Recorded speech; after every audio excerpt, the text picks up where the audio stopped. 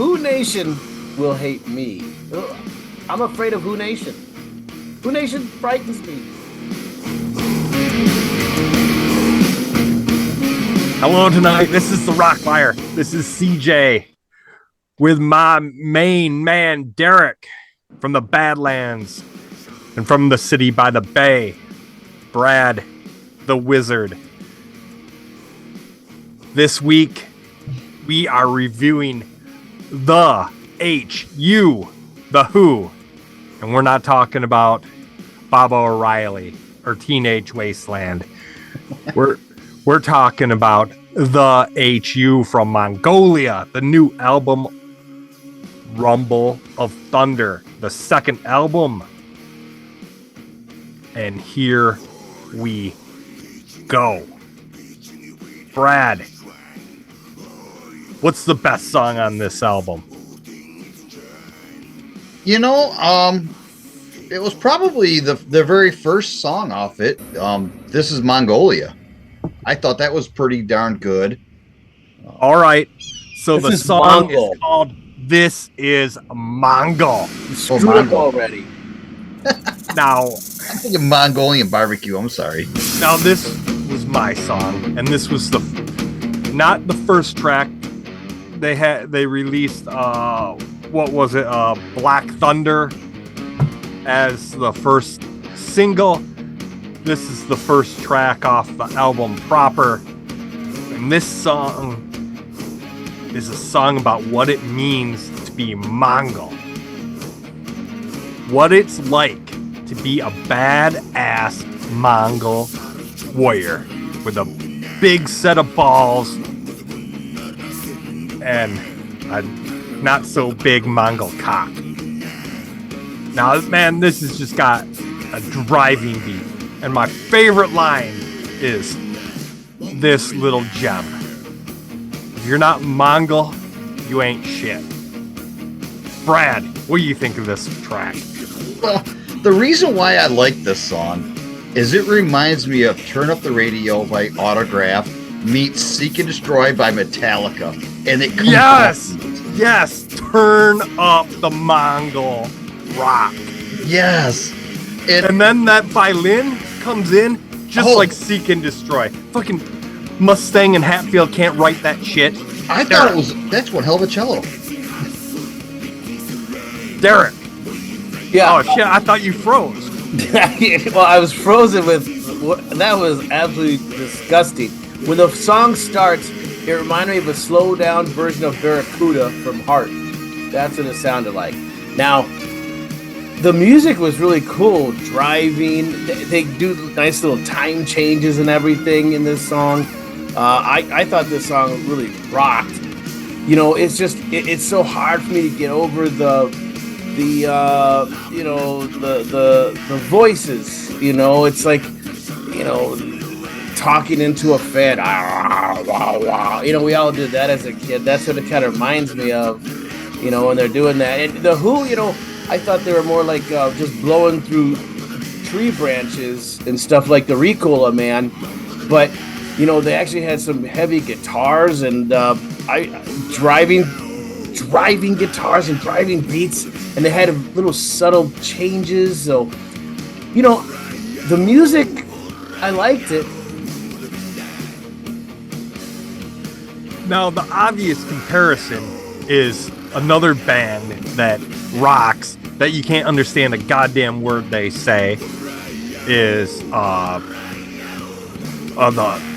Jesus Christ, the German band. Rammstein. Lost. Now, but they don't sound anything like Rammstein. They're way fucking better than Rammstein. Way catchier, way more talented musicians. Now, after Brad the Wizard tried to steal my song, now let's get to the song he actually picked. Upright Destined Mongol. Take it away, Brad. Well, the reason I really like this song is it had galloping riffs. It kind of reminded me of a backyard barbecue song where you're by the fire pit and you're just tearing it up.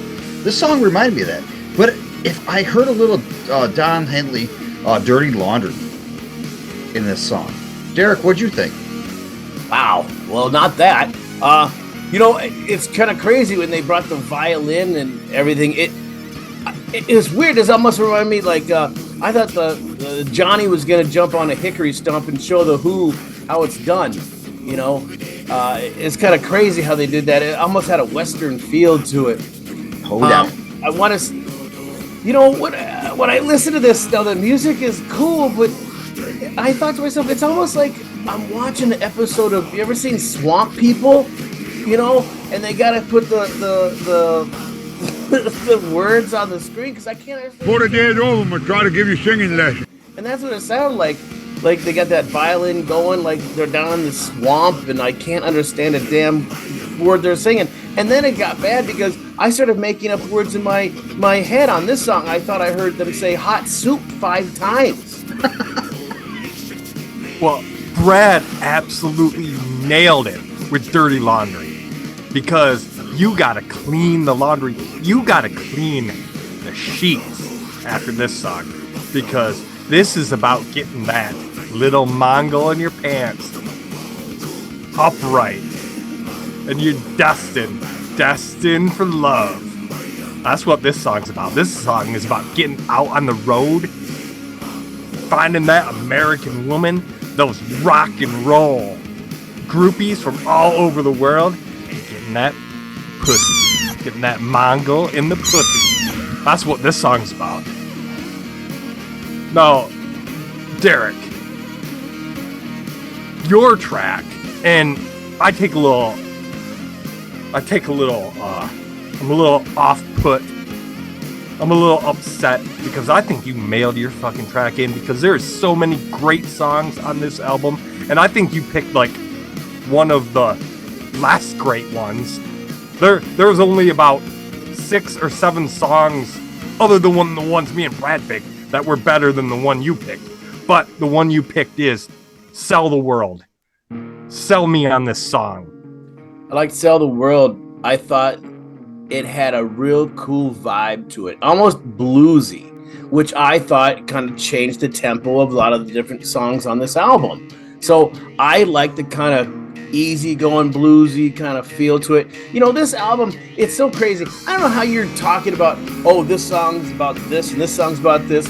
I mean, I don't understand anything. I don't know, are you on Google Translator or something like that? There's a smart motherfucker, that's right. Scorpions don't sing in German, and Electric Callboy doesn't sing in German, and all these other things. I don't like music that I can't understand the words to, and so I'm gonna settle down a little bit. But I thought this song was pretty good. Their music almost reminds me of a soundtrack. When you buy a soundtrack and you think you're buying all the songs, and then you get it and you realize, oh shit, this is just like the orchestra versions and stuff. You're like, oh damn it. That's what it reminds me of. I could just listen to this album just chilling, like this. So I don't know. How dare you say I mailed it in? Brad, did he mail this motherfucker in? Yeah, usually he picks songs that are like from the 1970s, a little bit, Yeah, they didn't have fucking electricity to make songs in Mongolia in the 70s. Right. Well, I thought he was listening to the band Accept. And that's where this song reminded me of them. Falls to the Great Wall of China. Yes. It's a slow, deep jam. But you really can feel the primal sounds. They have some rhythm to this song in deep, dark, bluesy tones. See, CJ, you don't get it. You don't know. No, I get this exactly. I got this down. See, the first time I listened to it, I thought this Sell the World was a Rage Against the Machine vibe, and they were pissed off about the corporate greed. But then I listened to it more and more and more, and I realized that it wasn't about corporate greed. This was about hustling, and this was their hustle to sell the world on the Hanu rock, man. And this is not like the Rick Ross stole the name of a drug dealer in Miami and made some fake fucking studio gangster shit. This is like the real hustle shit. The freeway Rick Ross. Running the blow for the CIA, lifting kilos with high-lows. That's what this shit's about. You're on fire. So did I mail it in then, CJ? I mean, you're fired up about the song, idiot. The lyrics are absolute genius. Now, how you taking running and gunning and hustling and banging and slip into this little cowboy vibe ditty, but the Who can do it. Who can do it like nobody else. YouTube. Check out the show on Spotify. Full-length songs. Whoa. I like the way the Who did that on.